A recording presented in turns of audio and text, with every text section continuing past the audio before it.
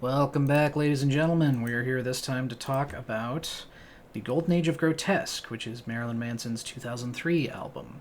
Now, I have heard some people be more down on this album. They don't like it. They think it's like bad or definitely worse than the preceding albums. I don't mind it so much. In fact, I enjoy it a lot.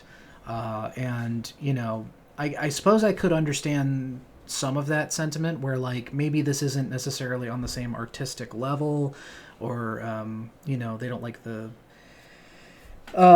music as much, perhaps, but I think this still has so much kick-ass fun music on it, that a lot of which is very catchy and enjoyable.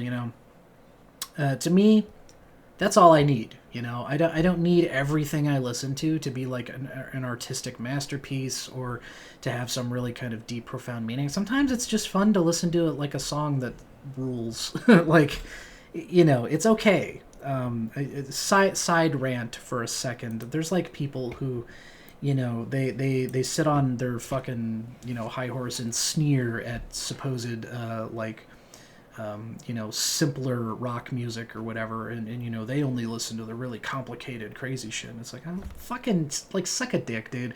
Like, just listen to music and enjoy it. It doesn't have to be, like, cutting edge masterpiece every time, right? Like, you could just listen to a song and think, like, yeah, okay, this sounds good, and I'm fine with that, right?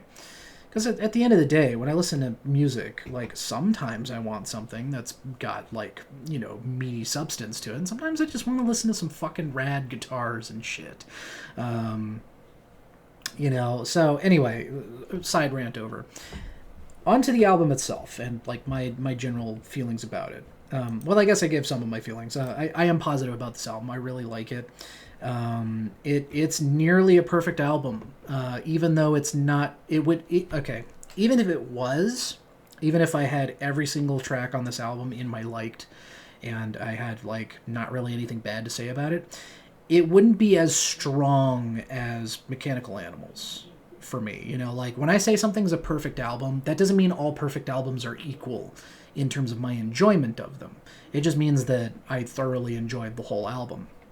Which the only things I don't, the things that stop this from being a perfect album for me are, well, I already said that, like, tracks, like, in this case, the very first track and the very last track, those aren't really songs in the same way that anything else on the album is. So those don't really count to begin with, but even without those, Paranoir is not something that I'm generally interested in listening to. So that's what kills it for being a perfect album. However, everything else on here, I'm pretty solidly positive on. I really like just pretty much everything on here. Picking a top three, little tricky. Not as hard as, like, the last several albums, but still a little tricky. Still, some things had to be kind of unfortunately snubbed, but I'll give a little special mentions, I think.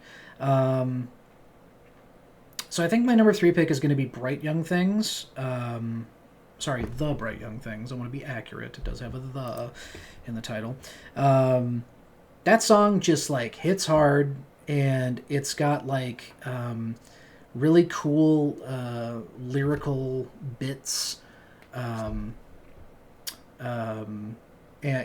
some of his singing is quite fascinating. Like, it's got, like, this texture to it that I really enjoy. I'm assuming some of that is, like, effects, perhaps. I'm not saying that, like, he's necessarily doing that, unassisted by, like, filters or something, but fuck, it sounds cool. And it's just a pretty awesome song, and it's also got a phrase that I really like, which is when he says, "Good for nothing but being everything that's bad." Just like that. It's just fun. Good song. My number 2 pick is going to be "Mob Scene," which is, I feel like that's an obvious pick. It's one of the more famous songs off of this album. It had a pretty fun music video. I remember seeing that on MySpace at one point. Or I don't know. Did I post it on MySpace? I might have posted it myself to my friends. I don't really remember how the fuck MySpace works now that I'm thinking about it. haven't fucking seen what it looked like in so long. Anyway, yeah, Mob Scene, good song, fun, very catchy and enjoyable. And that's what I mean. Like, you know, it's just a good time to listen to that song. I don't, again, I'm not demanding high art from everything I listen to. And my number one is definitely Saint. Saint is a fucking awesome song.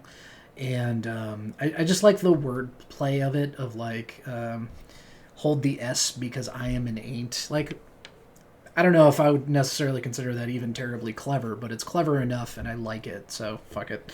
It's good. So yeah, fuck. There is some good songs that I didn't mention, of course. Doldag a Buzz Buzz Ziggity Zag is really fun because it's like a weird combination of like sort of swing or big band music, but combined with like Marilyn Manson sound. So that's pretty cool. Use Your Fist and Not Your Mouth. I think I mentioned that on one of the other videos. That's a fucking awesome song. I really also like Spade, and I really like, This Is the New Shit, which I guess is the most popular track from this album. But it still didn't quite make my top three, because as much as I do enjoy it, I like the songs that I chose better. But anyway, I guess that's kind of it for this one. So that's all we're gonna say for now. I do enjoy this album quite a bit, but yeah, it's not like I'm not gonna put it on the same level as Mechanical Animals or Antichrist Superstar, but it's still plenty of enjoyable songs, and to me that's totally fine. So anyway, I'll see you guys in the next video. And what's the next one again? I think it's Eat Me, Drink Me. Yes. Okay. Eat Me, Drink Me. And there was a bit longer of a gap between the album releases for that. But yeah. So I'll see you guys in the next one. Thank you for watching.